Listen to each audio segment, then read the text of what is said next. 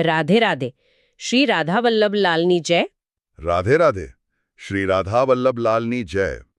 આજના આ વિશેષ અને અત્યંત ઊંડાણપૂર્વકના વિશ્લેષણમાં આપણી આ ગહન ચર્ચામાં ખૂબ જ ઉત્સાહપૂર્વક સ્વાગત છે. બિલકુલ. અને આજની આ પ્રસ્તુતિ ખાસ કરીને આપણી ભાષા, આપણી સંસ્કૃતિ અને આધ્યાત્મિકતાને ચાહનારા તમામ ગુજરાતી પ્રેમીઓ માટે તૈયાર કરવામાં આવી છે. હા, એટલે કે જેઓ ગુજરાત લવર્સ તરીકે ઓળખાવું પસંદ કરે છે તેવા તમામ જિજ્ઞાસુઓ માટે. હવે આજના વિષયની શરૂઆત કરતા પહેલા હું માહિતીના મૂળ સ્ત્રોત વિશે થોડી સ્પષ્ટતા કરી દઉં. ચોક્કસ. સ્ત્રોત જણાવવો બહુ જરૂરી છે. આજની આ સંપૂર્ણ ચર્ચાનો આધાર ગુજરાતીTV.com પર પ્રકાશિત થયેલા એક અત્યંત પ્રેરણાદાયક લેખ પરથી લેવામાં આવ્યો છે. હા, અને આ કન્ટેન્ટના લેખક છે સેવક માધવ જાસ્પરા.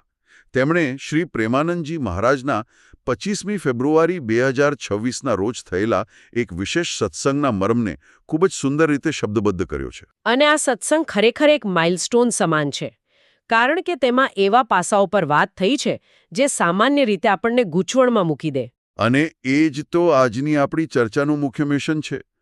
આપણે માહિતીના કોઈ પણ જાતના બોજ તળે દબાયા વિના એ સમજવાનો પ્રયાસ કરવાનો છે કે આધ્યાત્મિક સમર્પણ ખરેખર શું છે.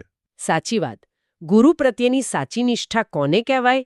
અને સૌથી અગત્યનું, આપણા અંદર ઘર કરી ગયેલા અહંકારનો નાશ કેવી રીતે થઈ શકે? હા, અહંકારનો નાશ એ બહુ મોટો વિષય છે. તો ચાલો આ બાબતને વિગતવાર સમજીએ. આધ્યાત્મિકતાના માર્ગ પર ગુરુનું સ્થાન સર્વોપરી છે એવું તો આપણે વર્ષોથી સાંભળતા આવ્યા છીએ. હા, એ તો છે જ. પણ ગુરુની જે કાર્યપદ્ધતિ હોય છે ને, તે ક્યારેક આપણી સામાન્ય બુદ્ધિની સમજની બિલકુલ બહાર હોય છે. આ બાબતને સમજવા માટે કાનપુરના અમિતજી દ્વારા પૂછવામાં આવેલો એક પ્રસંગ બહુ જ ધ્યાન ખેંચે તેવો છે. અરે હા, પેલું ગટર સાફ કરવાનો પ્રસંગ ને? બિલકુલ. અમિતજીએ મહારાજજીના જીવનના એક આશ્ચર્યજનક પ્રસંગનો ઉલ્લેખ કર્યો, જેમાં દાદા ગુરુએ મહારાજજી પાસે ગટર એટલે કે ગંદી નાળી સાફ કરાવી હતી. અને એ પણ પોતાના હાથે? હા, અને એટલું જ નહીં, આટલું કઠિન અને શારીરિક રીતે અણગમો પેદા કરે તેવું કામ કરાવ્યા પછી પણ ગુરુદેવ તેમની સામે જોતા પણ નહોતા. આ બહુ મોટો મુદ્દો છે. હવે સામાન્ય દ્રષ્ટિએ જોતા આ કોઈ પણ વ્યક્તિને અપમાનજનક લાગી શકે. મતલબ, મને તો એવું જ લાગે કે આની પાછળનું મનોવિજ્ઞાન શું હોઈ શકે. આ બહુ જ રસપ્રદ અને ઊંડો વિષય છે. મહારાજજી આના ઉત્તરમાં બહુ સ્પષ્ટ કહે છે કે તે કઠિન સમયમાં અંદરથી શ્રીજી તેમને સંભાળી રહ્યા હતા. શ્રીજી સંભાળી રહ્યા હતા? અચ્છા. હા, કારણ કે આપણી સામાન્ય તાર્કિક બુદ્ધિમાં એ વાત ક્યારેય ન આવે. આપણને લાગે કે આ કેટલી કઠોર વૃત્તિ છે, આ તો એક પ્રકારનું શોષણ અથવા આધ્યાત્મિક કઠોરતા છે. એ જ તો, સીધું શોષણ જ લાગે ને કોઈને પણ. પણ અહીં રસપ્રદ બાબત એ છે કે ગુરુની આ કઠોરતાને સમજવા માટે સત્સંગમાં એક સર્જનનું એટલે કે ડોક્ટરનું સચોટ ઉદાહરણ આપવામાં આવ્યું છે, જે આખી વાતનો દૃષ્ટિકોણ જ બદલી નાખે છે. સર્જનનું ઉદાહરણ એટલે કેવી રીતે?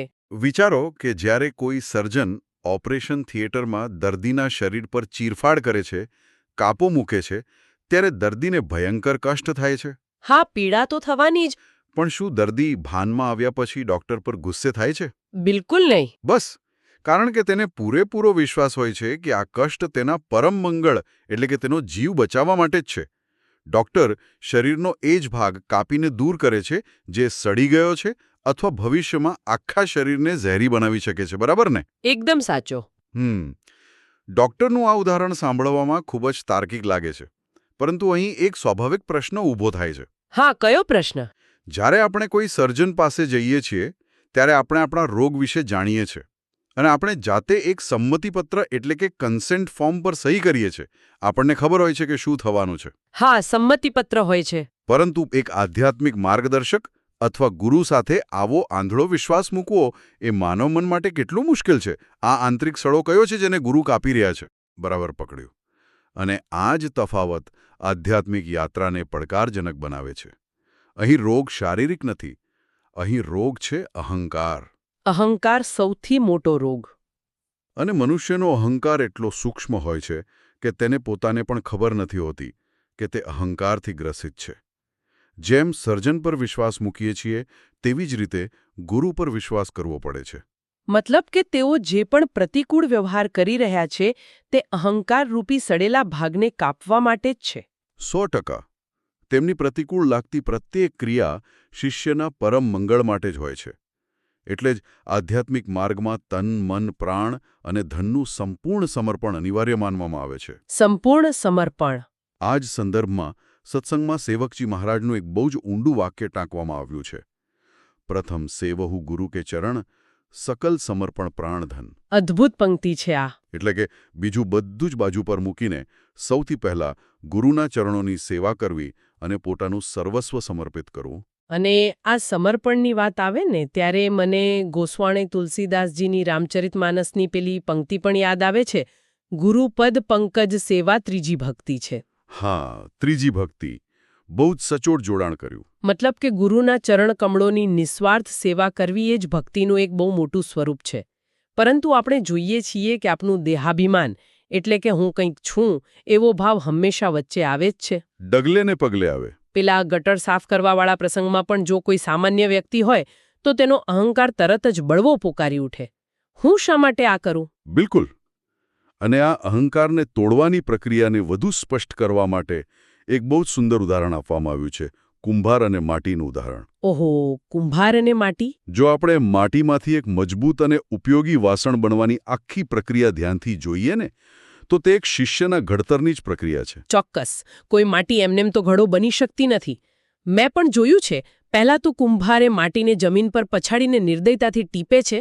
હા, અને પછી તેમાં પાણી નાખીને તેને પગથી ખૂંદે છે, બરાબર, ગૂંદે છે. ત્યારબાદ તેને ચાકડા પર ચડાવીને ગોળ ગોળ ફેરવે છે, જે કદાચ મનુષ્યના જીવનમાં આવતી અસ્થિરતા અને ચક્કર સમાન છે. આ બહુ જ ઊંડું અર્થઘટન છે. અને આટલું ઓછું હોય તેમ છેલ્લે તેને ભઠ્ઠીની ધગધગતી અગ્નિમાં શેકવામાં આવે છે. જો માટીને વેદના થતી હોય તો આખી પ્રક્રિયા તેના માટે અત્યંત પીડાદાયક જ હોવાની. પીડાદાયક તો હોય જ. પણ જો માટી આ પીડા સહન કરવાનો ઇનકાર કરે તો તે ક્યારે કોઈના ઉપયોગમાં આવી શકે તેવું પાત્ર ન બની શકે. આ ઉદાહરણ ખરેખર આંખ ઉગાડનારું છે. અહીં કુંભાર બીજું કોઈ નહીં પણ ગુરુ છે અને પેલી માટી એ શિષ્ય છે. એટલે ગુરુ પણ કુંભારની જેમ જ શિષ્યને ઘડે છે. હા, અને આમાં સૌથી મહત્વની વાત એ છે કે ગુરુ બરાબર ત્યાં જ ચોટ કરે છે, ત્યાં જ હથોડી મારે છે, જ્યાં શિષ્ય નબળો હોય છે અથવા જ્યાં તેનો અહંકાર સૌથી વધુ ફૂલેલો હોય છે. મતલબ પેલી ગટર સાફ કરાવવી એ માત્ર શારીરિક શ્રમ નહોતો? ના, બિલકુલ નહીં. એ અહંકાર પર મારેલી ચોટ હતી. ગુરુનો હેતુ ક્યારેય શિષ્યને માત્ર દુઃખ આપવાનો હોતો જ નથી. તો પછી શું હોય છે? તેમનો હેતુ શિષ્યના અહંકારને સાચા અર્થમાં માટીમાં ભેળવી દેવાનો હોય છે, જેથી ભવિષ્યમાં કોઈ પણ સંજોગોમાં તે તૂટી ન જાય. જગતમાં મનુષ્યને સૌથી વધુ દુઃખ કોઈ વ્યક્તિ કે પરિસ્થિતિ નથી આપતી, પરંતુ તેનું પોતાનું અભિમાન આપે છે. સાચી વાત. સાચા ગુરુદેવ એ જ અભિમાનને જડ મૂળથી ઉખાડવાનું કામ કરે છે. એટલે એમ કહી શકાય કે આધ્યાત્મિક માર્ગ એ નબળા હૃદયના લોકો માટે તો નથી જ. સહેજ પણ નહીં. આ વાતને વધુ ગંભીરતાથી સમજાવતા મહારાજજી તેમના પોતાના જીવનનો વધુ એક એવો પ્રસંગ વર્ણવે છે જે ખરેખર કોઈ પણ સાધકને હચમચાવી દે. 6 મહિનાવાળો પ્રસંગ ને? હા. તેમણે જણાવ્યું કે એક સમય એવો હતો જ્યારે તેમના ગુરુદેવ દ્વારા તેમને 6 મહિના સુધી અંદર આવવાની એટલે કે ગુરુના દર્શન કરવાની કે તેમની પાસે જવાની સખત મનાઈ ફરમાવી દેવામાં આવી હતી. અકલ્પનીય કહેવાય તો. વિચારો, જે શિષ્યએ દુનિયાદારી છોડી દીધી હોય, જે માત્ર ને માત્ર ગુરુના શરણે આવ્યો હોય, તેનો જ જો ગુરુ દ્વારા 6 મહિના માટે બહિષ્કાર કરવામાં આવે તો તેની માનસિક સ્થિતિ કેવી થાય? માણસ અંદરથી તૂટી જાય. આ તો એક પ્રકારનો આધ્યાત્મિક વનવાસ જ કહેવાય ને. જો સામાન્ય નજરે જોઈએ તો આ અન્યાય અથવા ગુરુનો ગુસ્સો લાગે. પણ જો આપણે આને મોટા ચિત્ર સાથે જોડીએ તો આ 6 મહિનાનો બહિષ્કાર એ કોઈ શિક્ષા કે અણગમો નહોતો.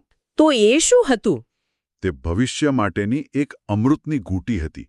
એક એવી કડવી દવા હતી જેનું પરિણામ વર્ષો પછી મળવાનું હતું. કડવી દવા? હા. મહારાજજી પોતે સ્વીકારે છે કે તે કપરા સમયમાં પણ તેમને એવો જ વિશ્વાસ હતો કે આમાં પણ ક્યાંક મારું મંગળ જ છુપાયેલું છે. અને હવે આનું પરિણામ જુઓ. શું પરિણામ આવ્યું? આજે મહારાજજીની પરિસ્થિતિ જુઓ.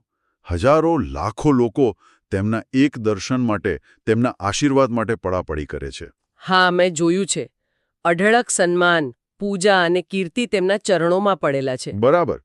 જો તેમના ગુરુએ શરૂઆતના કાળમાં પેલી અપમાન અને બહિષ્કારરૂપી કડવી દવા ન પાઈ હોત, તો આજે આટલા બધા લોકો તરફથી મળતું આ સન્માનરૂપી ઝેર તેમને આધ્યાત્મિક રીતે ક્યારનાય નષ્ટ કરી ચૂક્યું હોત. ઓહો, આ બહુ જ મોટી વાત કહી તમે. સન્માનને ઝેર કહેવું. હા, સન્માન ઝેર સમાન જ છે આધ્યાત્મિક માર્ગ પર. એટલે કે અપમાન સહન કરવું કદાચ સહેલું છે, પણ આટલી મોટી સફળતા અને સન્માનને પચાવવા માટે અહંકાર શૂન્યતા હોવી અત્યંત જરૂરી છે. નહીં તો એ સન્માન જ માણસને પતન તરફ દોરી જાય. એકદમ સચોટ વાત કરી તમે. આજે આટલા અપાર સન્માન અને લોકપ્રિયતા વચ્ચે પણ તેઓ બિલકુલ અલિપ્ત અને સ્થિર રહી શકે છે. કારણ કે તેમનો અહંકાર બળી ગયો છે. હા, કારણ કે તેમના ગુરુએ તેમના અંદરના એ અહંકારના બીજને વર્ષો પહેલા જ બાળીને ભસ્મ કરી દીધું હતું, જેને સન્માનની ભૂખ હતી. આ બધું જ પૂજ્યપાદ ગુરુદેવ ભગવાનની એક કડવી દવાનો જ સીધો પ્રતાપ છે. ગુરુની કૃપા અને તેમની કઠોર શિસ્ત વિના સાધન પથ પર પ્રીતિ ટકતે નથી. અને હૃદયમાં સાચી નમ્રતા, જેને આધ્યાત્મિક ભાષામાં દૈન્યતા કહે છે, તે આવતી નથી. દૈન્યતા, અચ્છા. એટલે જ મહારાજજી બહુ સ્પષ્ટ શબ્દોમાં કહે છે કે જો ગુરુદેવ કોઈ પણ કારણ વગર તમારી સાથે પ્રતિકૂળ વ્યવહાર કરે, તમને દુત્કારે અને છતાં પણ તમારા મનમાં તેટલી જ પ્રસન્નતા અને આદર રહે જેટલો અનુકૂળતાના સમયમાં હતો, તો સમજી લેવું કે તમારી આધ્યાત્મિક સેવા સફળ થઈ ગઈ. અરે વાહ! પણ આ અવસ્થાએ પહોંચવું એ સામાન્ય વાત નથી. બિલકુલ સામાન્ય નથી. અને આ અડગ સમર્પણની વાતને વધુ દૃઢ કરવા માટે સત્સંગમાં સાંદીપની ઋષિના ગુરુની એક અદ્ભુત વાર્તાનો ઉલ્લેખ છે, જે ખરેખર રોમાંચક છે. હા, સાંદીપની ઋષિની કથા બહુ જ પ્રેરણાદાયક છે. એવું કહેવાય છે કે સાંદીપની ઋષિના ગુરુજીએ એકવાર એવી વિચિત્ર લીલા કરી કે તેઓ બિલકુલ પાગલ જેવો અસંતુલિત વ્યવહાર કરવા લાગ્યા. હા, આશ્રમમાં ગાળો બોલવી, વસ્તુઓ ફેંકવી. બરાબર. તેમનો આવો પાગલપણ જેવો વ્યવહાર જોઈને આશ્રમના બાકીના બધા જ શિષ્યો ગભરાઈને અને કંટાળીને ભાગી ગયા. સ્વાભાવિક છે. તેમને લાગ્યું હશે કે આ ગુરુ હવે કંઈ શીખવી શકે તેમ નથી. પણ માત્ર ને માત્ર એક શિષ્ય સાંદીપની ઋષિ ત્યાં જ રોકાયા. જ્યારે થોડા સમય પછી ગુરુએ પોતાની લીલા સંકેલી ભાનમાં આવીને પૂછ્યું, ક્યારે આશ્રમ ખાલી થઈ ગયો? બધા ભાગી ગયા તો તું કેમ ન ગયો? અને ક્યારે સાંદીપની ઋષિએ શું જવાબ આપ્યો? તેમનો જવાબ સુવર્ણ અક્ષરે લખવા જેવો હતો. તેમણે અત્યંત નમ્રતાથી કહ્યું કે પ્રભુ, આ તન અને મન તો ક્યારનુંય તમારું જ છે. વાહ! તમે મને મારો ગાળો આપો કે મારો ત્યાગ કરો, પણ જો હું જતો રહીશ તો પછી તમારા આ શરીરની સેવા કોણ કરશે? આને કહેવાય નિઃશર્ત સમર્પણ. જ્યાં બુદ્ધિ અને તર્કની હદ પૂરી થાય છે, ત્યાંથી આવું સમર્પણ શરૂ થાય છે. બિલકુલ. અને આ ઐતિહાસિક સમર્પણનું પરિણામ શું આવ્યું તે આપણે સૌ જાણીએ છીએ. સાંદીપની ઋષિની આ નિસ્વાર્થ ભક્તિથી પ્રસન્ન થઈને ગુરુજીએ એવો અકલ્પનીય આશીર્વાદ આપ્યો કે તારી આ સેવાના ફળરૂપે ભવિષ્યમાં સાક્ષાત પરબ્રહ્મ પરમાત્મા તારા શિષ્ય બનીને તારી પાસે વિદ્યા લેવા આવશે. અને ઇતિહાસ સાક્ષી છે કે ભગવાન શ્રી કૃષ્ણ અને બલરામે, જેઓ સ્વયં જ્ઞાનના સાગર હતા, તેમણે ઉજ્જૈનમાં સાંદીપની ઋષિના આશ્રમમાં જઈને તેમની પાસે સામાન્ય વિદ્યાર્થીની જેમ વિદ્યાભ્યાસ કર્યો. આ પ્રસંગ પરથી સ્પષ્ટ નિષ્કર્ષ મળે છે કે જો ગુરુની કૃપા પ્રાપ્ત થઈ જાય, જો અહંકાર ઓગળી જાય, તો હરિ એટલે કે સાક્ષાત ભગવાન પણ તે શિષ્યની પાછળ ફરે છે અને તેના અધીન થઈ જાય છે. પણ જુઓ, આ તો એક અત્યંત ઉચ્ચ આધ્યાત્મિક અવસ્થાની વાત થઈ. આશ્રમના વાતાવરણમાં જ્યાં ગુરુની નજર સામે રહેવાનું હોય, ત્યાં કદાચ આ સમર્પણ શક્ય બની શકે. હા, તમારો નિર્દેશ સંસાર તરફ છે. હા, પરંતુ રોજિંદા જીવનમાં, એટલે કે ટ્રાફિક, ઓફિસની ડેડલાઇન્સ, કૌટુંબિક જવાબદારીઓ અને સતત ચાલતા સંઘર્ષો વચ્ચે સામાન્ય માણસ માટે આ કેટલું વ્યવહારુ છે? આ બહુ જ પ્રેક્ટિકલ પ્રશ્ન છે. આ જ દિશામાં ફતેપુરના પ્રભાવ પાઠકજીનો એક પ્રશ્ન ખૂબ જ પ્રસ્તુત છે. શું પૂછ્યું હતું તેમણે? તેમણે મહારાજજીને પૂછ્યું કે સંસારમાં રહીને આ બધી સાંસારિક જવાબદારીઓ અને માયાની વચ્ચે ગીતામાં વર્ણવેલી સ્થિત પ્રજ્ઞની અવસ્થા કેવી રીતે પ્રાપ્ત કરી શકાય? બહુ સુંદર પ્રશ્ન. સ્થિત પ્રજ્ઞ એટલે જેની બુદ્ધિ, જેની પ્રજ્ઞા દરેક પરિસ્થિતિમાં સ્થિર રહે છે. શું આજના જમાનામાં આ શક્ય છે? આ પ્રશ્ન એવા દરેક વ્યક્તિના મનમાં ઉઠે છે જે આધ્યાત્મિકતા અને વ્યાવહારિક જીવન વચ્ચે સંતુલન સાધવા માંડે છે. મહારાજજી બહુ જ વ્યવહારુ દ્રષ્ટિકોણથી આનું વિશ્લેષણ કરે છે. એટલે તેઓ શું ઉપાય બતાવે છે? તેઓ સ્પષ્ટ કહે છે કે સંસારની વચ્ચે રહીને પણ જે વ્યક્તિ સાધના પ્રત્યે પૂરેપૂરો સમર્પિત છે તે સ્થિત પ્રજ્ઞ જ છે. તેના માટે જંગલમાં જવાની કોઈ જ જરૂર નથી. અચ્છા, જંગલમાં જવાની જરૂર નથી. ના, બિલકુલ નહીં. પરંતુ આ સ્થિરતા લાવવા માટેની સૌથી પહેલી અને કઠિન શરત એ છે કે આ ચંચળ મનને નાથવું પડશે. મનને નાથવું એ તો લોડાના ચણા ચાવવા જેવું કામ છે. હા, કારણ કે મન સતત સાંસારિક વિષયો, ભોગવિલાસ અને ક્ષણિક સુખો તરફ ભાગ્યા કરે છે. મનોવિજ્ઞાન પણ કહે છે કે મન હંમેશા સરળ અને સુખદ રસ્તો શોધે છે. તો પછી આ મનને કંટ્રોલ કેવી રીતે કરવું? સત્ય એ છે કે કોઈ પહોંચેલા મહાપુરુષના એટલે કે સાચા ગુરુના સશક્ત આશ્રય વિના આ મનને સુધારી શકાતું નથી. ગુરુની આજ્ઞા માનવી એ દુનિયાનું સૌથી કઠિન કાર્ય છે એવું મહારાજજી ભારપૂર્વક કહે છે. હા, મોટાભાગના લોકો તો બસ ગુરુ બનાવી લે છે. હા, લાખો લોકો જીવનમાં ગુરુ ધારણ તો કરે છે, તેમના નામના મંત્રો પણ જપે છે, પણ ખરેખર પોતાના અહંકારને બાજુ પર મૂકીને તેમની આજ્ઞાનું પાલન કરનારા શિષ્યો આંગળીના વેઢે ગણી શકાય તેટલા જ હોય છે. આ તો એવી વાત થઈ કે ડોક્ટર દવા આપે પણ દર્દી ખાય જ નહીં અને પછી ફરિયાદ કરે કે રોગ મટતો નથી. બરાબર. જો ગુરુને સાચા હૃદયથી સંપૂર્ણપણે શરણે થઈને કહી દે કે હું હવે તમારો છું, મારી પોતાની કોઈ ઈચ્છા નથી. કોઈ જ ઈચ્છા નહીં. હા, જો તમે મધ્યાહનના સૂર્યને રાત કહો તો પણ મારો તર્ક વચ્ચે નહીં આવે, હું તેને સ્વીકારીશ.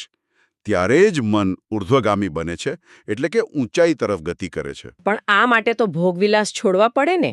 મહારાજજી એ જ સમજાવે છે કે આ સ્થિતિએ પહોંચવા માટે સંસારની અવાસ્તવિક આશાઓ અને ભોગવિલાસની ફાંસીને નિર્દયતાથી તોડવી પડશે. કારણ કે ભોગમાં, ભૌતિક સુખોમાં અંતે કોઈ જ શાશ્વત સુખ નથી મળતું. ના, તે માત્ર એક મૃગજળ છે. આ માનવ શરીર તો નાશવંત છે અને પાણીના પરપોટાની જેમ ગમે ત્યારે નષ્ટ થઈ શકે છે. ખાસ કરીને આ કળિયુગમાં, જ્યાં ધ્યાન અને કઠોર તપસ્યા કરવી મુશ્કેલ છે, ત્યાં ભગવાનના નામ જપનું મહત્વ સર્વોપરી છે. માત્ર નામ જપ? હા, માત્ર નામ જપ કરવાથી જ અંતર્યામીની પ્રાપ્તિ થશે એવો અખંડ વિશ્વાસ હોવો જોઈએ. પણ મહારાજજી એ પણ સ્વીકારે છે ને કે આ બધું બોલવું અને સાંભળવું ઘણું સહેલું છે, પણ જ્યારે ખરા અર્થમાં મન કોઈ લાલચ કે ક્રોધમાં ખેંચાતું હોય ત્યારે તેને રોકવું અતિ કઠિન છે. અતિશય કઠિન છે. આ પ્રતિકાર વખતે મનમાં જે ઉથલપાથલ થાય છે તેના માટે તેમણે કોઈક ચોક્કસ શબ્દ વાપર્યો હતો ને? હા, તેમણે બહુ સચોટ શબ્દ વાપર્યો છે, બળતરા. બળતરા? હા, બરાબર. આ એક બહુ જ મોટો મનોવૈજ્ઞાનિક અને આધ્યાત્મિક સિદ્ધાંત છે. જ્યારે મન કોઈ ભોગ ઈચ્છે છે, ધારો કે તેને કોઈ ક્રોધ કાઢવો છે, કોઈ વ્યસન તરફ ખેંચાવું છે, અથવા કોઈ સાંસારિક સુખ માણવાની તીવ્ર લાલસા જાગે છે. હા, અને તે જ વખતે સાધક પોતાની વિવેક બુદ્ધિથી તેને બળજબરીથી રોકે છે, ત્યારે અંદર એક જબરજસ્ત ઘર્ષણ પેદા થાય છે. એક તરફ મનનો વેગ છે અને બીજી તરફ સંયમનો બ્રેક છે. બરાબર. અને આ બે વચ્ચેના ઘર્ષણથી અંદર જે માનસિક અને શારીરિક બળતરા કે વેદના થાય છે તે સહન કરવાની જરૂરિયાત પર મહારાજજી સૌથી વધુ ભાર મૂકે છે. આ બળતરા સહન કરવી સાધના છે એમને? હા, જે વ્યક્તિ પોતાના મનને રોકવાથી થતી આ અસહ્ય બળતરાને ધીરજપૂર્વક સહન કરી ગયો, તે સમજો કે પવિત્ર થઈ ગયો અને તે પરમપદનો અધિકારી બની ગયો. આ બળતરા જ ખરેખર પાપને બાળનારી અગ્નિ છે. અદ્ભુત. આ બળતરાવાળો ખ્યાલ ખરેખર આંખ ઉઘાડી નાખે તેવો છે. બિલકુલ. આ તો થઈ વ્યક્તિગત સાધનાની વાત. પણ ક્યારેક આ વ્યક્તિગત સાધના અને સમાજ પ્રત્યેની જવાબદારીઓ વચ્ચે પણ મોટો દ્વંદ્વ ઊભો થતો હોય છે. હા, આ પણ એક સામાન્ય મૂંઝવણ છે. સુરતગઢના સારિકા છાબડાજીના પ્રશ્નમાં આ જ મૂંઝવણ સ્પષ્ટ દેખાય છે. તેમણે પૂછ્યું કે મહારાજજી, સંસારના કાર્યોમાં ફસાયેલા હોવાથી અમારું ભજન તો હજુ ખૂબ ઓછું થાય છે. અને મન એકાંત ઈચ્છે છે, રાઈટ? બરાબર. અને છતાં મન હંમેશા એવું ઈચ્છે છે કે બધું છોડીને ક્યાંક એકાંતમાં જતા રહીએ. તો પછી આ સંસારમાં રહીને કુટુંબ કે સમાજ પ્રત્યેનું કર્તવ્ય પાલન કરવાનું આંતરિક બળ ક્યાંથી લાવવું? આ પ્રશ્ન બહુ જ વ્યાપક છે અને આના ઉત્તરમાં મહારાજજીનો જે અત્યંત વિશાળ અને નિસ્વાર્થ દ્રષ્ટિકોણ સામે આવે છે તે દરેક માટે પ્રેરણાદાયક છે. શું કહે છે તેઓ? તેઓ બહુ જ સ્પષ્ટતાથી એકાંત અને કર્તવ્ય વચ્ચેનો ભેદ સમજાવે છે. તેઓ કહે છે કે એકાંતમાં જવું, શાંતિથી બેસી રહેવું એ વાસ્તવમાં વ્યક્તિના પોતાના અંગત સુખ માટે છે. હા, તેમાં જીવને શાંતિ મળે છે. પરંતુ કર્તવ્ય અથવા જવાબદારી એ ભગવાને સમાજના સુખ માટે સોંપેલું કાર્ય છે. જ્યારે લાખો લોકોના કલ્યાણ કે સુખની વાત આવતી હોય ત્યારે વ્યક્તિગત આધ્યાત્મિક સુખ કે એકાંત પણ ગૌણ બની જાય છે. સાચા કર્મયોગીની આ જ ઓળખ છે. હા, આ વાત તો મહારાજજીના પોતાના જીવનમાં પણ અક્ષરશઃ જોવા મળે છે ને. તેઓ પોતે પણ અત્યંત ભીડ અને લોકોથી ઘેરાયેલા રહે છે. એકદમ સાચું. તેઓ અત્યંત સરળતાથી કબૂલે છે કે તેમનું પોતાનું મન પણ એ જ ઈચ્છે છે કે તેઓ કોઈ ગુફામાં કે એકાંતમાં રહે, કોઈને ન જુએ અને કોઈ તેમને પણ ન જુએ. બસ શાંતિથી ભજન કર્યા કરે. હા, પરંતુ ભગવાનની અને તેમના ગુરુની ઈચ્છા એવી છે કે આ જગતના દુઃખી અને ભટકેલા લોકોને તેમના સત્સંગથી સુખ મળે, તેમને સાચું માર્ગદર્શન મળે. એટલે જ ભગવાન તેમની પાસે રોજ કલાકો સુધી આ પ્રવચનો અને સત્સંગ કરાવે છે. અને આટલું બધું જ્ઞાન આપવા છતાં તેઓ અહંકાર શૂન્ય રહીને પોતાને અજ્ઞાની માને છે. તેઓ કહે છે કે અમે તો માત્ર પ્રભુના હાથની કઠપૂતળી છીએ, તેમના ઈશારે ચાલનારા છીએ. આ દર્શાવે છે કે સાચો સંત પોતાના સૌથી વહાલા એવા એકાંતના સુખનો પણ લાખો લોકોના કલ્યાણ માટે સહર્ષ બલિદાન આપી દે છે. બિલકુલ.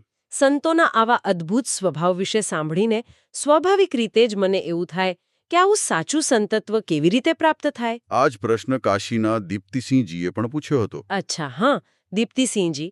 તેમણે મહારાજજીને પૂછ્યું કે આપણો એટલે કે સામાન્ય માણસનો સ્વભાવ આવો સંત જેવો આટલો ક્ષમાશીલ અને સમર્પિત કેવી રીતે બની શકે? આનો ઉત્તર બહુ જ ટૂંકો છે, પણ તેની ઊંડાઈ માપી ન શકાય તેવી છે. કેવી રીતે? મહારાજી ધીરજપૂર્વક સમજાવે છે કે કદાચ કોઈ કઠોર તપસ્યા કરીને ભગવાનને પ્રાપ્ત પણ કરી લે, ભગવાન મળી પણ શકે, પણ સાધુતા એટલે કે સંતત્વનો સ્વભાવ માત્ર ને માત્ર સાધુઓના એટલે કે સાચા સંતોના સતત સંગથી જ આવે છે. એટલે સત્સંગથી જ આ શક્ય છે. હા, આ એક પ્રકારની ઊર્જાનું આદાન પ્રદાન છે. સંતોનો સંગ અને તેમના આચરણનું અવલોકન ધીમે ધીમે વ્યક્તિના અહંકારના જાળાઓને સાફ કરે છે. અને જેમ જેમ અહંકાર નષ્ટ થાય છે તેમ તેમ સાચી નમ્રતા એટલે કે દૈન્યતા પ્રગટે છે. દૈન્યતા એટલે માત્ર મીઠું બોલવું એવું નહીં. તો શું? પણ અંદરથી સંપૂર્ણપણે શૂન્ય થઈ જવું. અને આ નમ્રતા જ જીવને માયાના આવરણમાંથી બહાર કાઢીને પોતાના અસલી શુદ્ધ સ્વરૂપની ઓળખ કરાવે છે. અદ્ભુત. તો આ બધી જ ઊંડાણપૂર્વકની ગહન ચર્ચા કર્યા પછી એક બહુ જ મોટો સવાલ સામે આવે. કયો સવાલ? તો આ બધાનો અંતિમ અર્થ શું છે? આ બધી વાતો, પ્રસંગો અને ઉદાહરણોમાંથી મુખ્યત્વે શું તારણ કાઢી શકાય? જુઓ, જો આપણે આ સમગ્ર ગહન ચર્ચાનો એક નક્કર સાર કાઢીએ તો વાત એટલી જ સમજાય છે કે આપણે આધ્યાત્મિક યાત્રામાં કે ભૌતિક જીવનમાં પણ જો સૌથી મોટો અને કોઈ હિમાલય જેવા ડુંગર સમાન અવરોધ હોય તો તે બહારની દુનિયા નથી, પણ આપણો પોતાનો જ અહંકાર છે. આપણો પોતાનો અહંકાર. હા, આપણે સતત માનીએ છીએ કે આપણે બધું જાણીએ છીએ અથવા આપણું જ ધાર્યું સાચું છે. ગુરુની શિસ્ત, એમનો કઠોર કે પ્રતિકૂળ વ્યવહાર ભલે ઉપરછલ્લી રીતે આપણને ગમે તેટલો અન્યાયી લાગતો હોય, પરંતુ તે આ સદીઓ જૂના જિદ્દી અહંકારને તોડવા માટેનું એકમાત્ર અમોઘ શસ્ત્ર છે. એટલે કુંભાર અને માટીની જેમ. બિલકુલ. જ્યારે કુંભારના ચાકડા પર ગોળ ફરીને અગ્નિની બળતરા સહન કરીને આ અહંકાર સંપૂર્ણપણે તૂટી જાય છે, ત્યારે જ સાચા અને નિઃશરત સમર્પણનો જન્મ થાય છે. અને અંતે તે જ સમર્પણ જીવાત્માને શાશ્વત શાંતિ અને પરમાત્મા તરફ દોરી જાય છે. હા, અને આ સમગ્ર વિશ્લેષણ એક બહુ જ મહત્વપૂર્ણ અને વિચારવા જેવો પ્રશ્ન ઊભો કરે છે. શ્રોતાઓ માટે ને? હા, શ્રોતાઓ માટે પણ. રોજેરોજની દોડધામમાં, દૈનિક જીવનમાં આપણો પોતાનો છુપો અહંકાર આપણને ક્યાં ક્યાં રોકી રહ્યો છે? આ બહુ ઊંધો પ્રશ્ન છે. ઘણીવાર આપણને કોઈ સાચી સલાહ આપે તો પણ આપણે સ્વીકારી શકતા નથી, કારણ કે આપણો અહંકાર ઘવાય છે. જો આપણે આધ્યાત્મિકતાની બહાર આપણા વ્યવહારિક જીવનમાં પણ ડોક્યું કરીએ તો આપણા શિક્ષકો, વડીલો કે સાચા હિતૈષીઓની કડવી પણ સાચી શિસ્તને, તેમની ટીકાને જો આપણે ખુલ્લા મને અને સકારાત્મક રીતે સ્વીકારીએ તો જીવનમાં કેવા અદ્ભુત બદલાવ આવી શકે. સાચે જ ખૂબ સકારાત્મક બદલાવ આવી શકે. શું આજના આ સમયમાં આપણે આપણા પોતાના ભલા માટે અહંકારને કોરાણે મૂકીને એ શિસ્તરૂપી અમૃતની ઘૂંટી પીવા માટે ખરેખર તૈયાર છીએ ખરા? આ એક એવો પ્રશ્ન છે જેનો જવાબ દરેક જિજ્ઞાસુએ પોતાની જાતને પૂછવાનો છે. આ ખરેખર ખૂબ જ મનન કરવા જેવો અને પોતાની જાતને તપાસવા જેવો અંતિમ વિચાર છે. અહંકારને ઓળખવો, તેને સ્વીકારવો અને પછી તેને ઓગાળવાની પ્રક્રિયા શરૂ કરવી એ જ સાચી સાધના છે. એકદમ સાચી વાત. ખેર, આ સાથે જ આપણી આજની આ અદ્ભુત અને ગહન ચર્ચાને આપણે અહીં વિરામ આપીએ છીએ. સત્તાવાર સમાપન કરતા પહેલા એક વિશેષ અને મહત્વની જાહેરાત કરવાની કે આ સુંદર જ્ઞાન પ્રસંગો અને સત્સંગની સંપૂર્ણ માહિતી સ્પષ્ટપણે ગુજરાતી કન્ટેન્ટના સમૃદ્ધ પ્લેટફોર્મ gujaratitv.com પરથી લેવામાં આવી છે. gujaratitv.com. અને આ અત્યંત અદ્ભુત અને પ્રેરણાદાયક કન્ટેન્ટ સેવક માધવ જાસ્પરા દ્વારા તૈયાર કરવામાં આવ્યું છે, જેમના પ્રયાસોથી આ જ્ઞાન સરળ ભાષામાં ઉપલબ્ધ બન્યું છે. તેમના પ્રયાસો ખરેખર સરાહનીય છે. જો આ ગહન ચર્ચા અને વાર્તાલાપ હૃદય સુધી પહોંચ્યો હોય અને તેમાંથી કંઈક નવું વિચારવાની પ્રેરણા મળી હોય તો કોમેન્ટ બોક્સમાં રિવ્યૂ લખીને ચોક્કસથી મોકલી આપવા વિનંતી છે. હા, તમારા રિવ્યૂઝ અમારા માટે બહુ મહત્વના છે. આ પ્રકારની ચર્ચાઓ વધુને વધુ લોકો સુધી પહોંચે અને આધ્યાત્મિક જાગૃતિ ફેલાય તે હેતુથી આ ચેનલને લાઇક, શેર અને સબસ્ક્રાઇબ જરૂરથી કરજો. લાઇક, શેર અને સબસ્ક્રાઇબ. અંતમાં પરમ કૃપાળુ પરમાત્મા અને ગુરુદેવના ચરણોમાં પૂરા ભક્તિભાવ સાથે રાધે રાધે. શ્રી રાધા વલ્લભ લાલની જય. રાધે રાધે.